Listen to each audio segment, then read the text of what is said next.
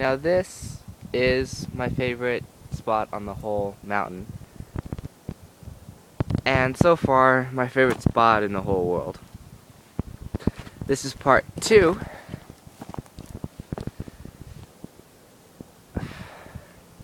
I was thinking a little bit on the way here about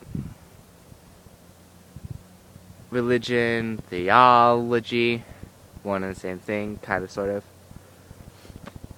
Tomato, tomato. And I've been accused before by a friend who said, well, you just pick out the things you like. And I said, yeah, of course I do.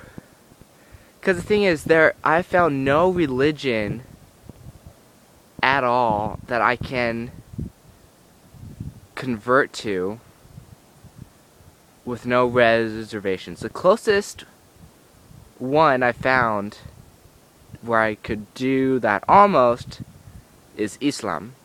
And I know that's a bit of an anathema here in the States, but it's truth. And that got me to thinking when he said, we just pick out what you like.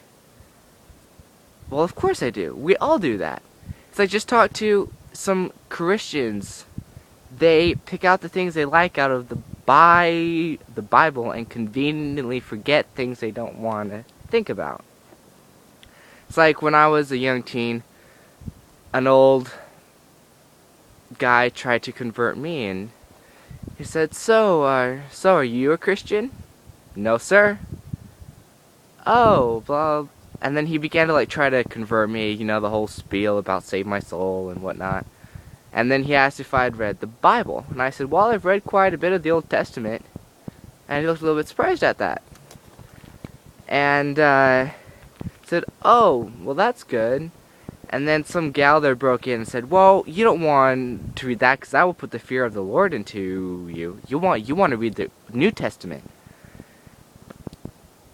And I'm like, wait, but that's one half of your whole religious text, basically. But don't scare off the new converts with a big part of our religion.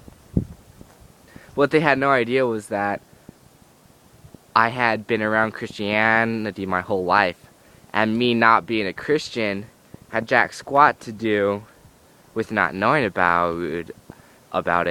Me not being a Christian had entirely to do with the fact that I did know a lot about it.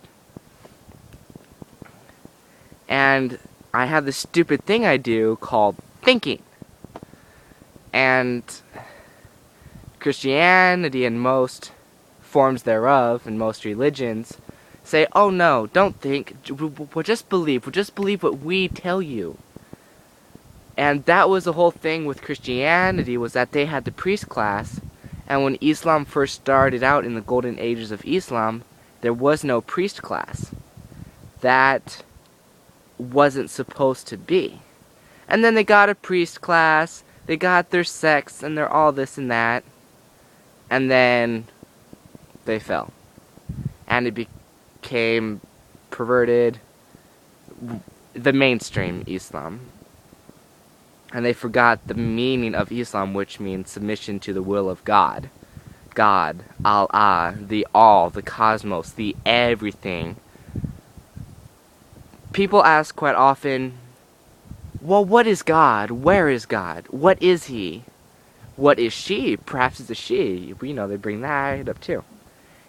And I counter with, well, what isn't God? What isn't a part of God? God is creation. And they're like, but God's a man in the sky. No, that's not my understanding of God, and that's not really the definition of Allah.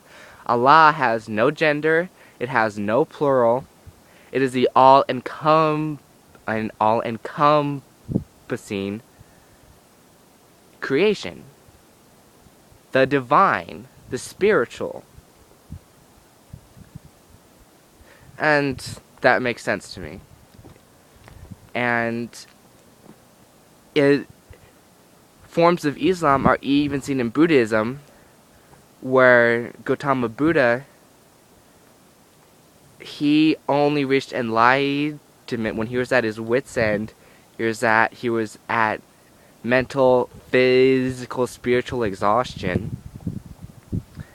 And he at last submitted to the will of God, so to speak. And that's when he reached enlightenment. When he at last submitted to everything. When he at last realized and felt deep in his soul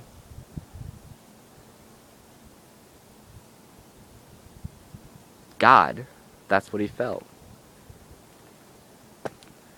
So, this is the kind of thought that this kind of scenery tends to evoke, at least in me.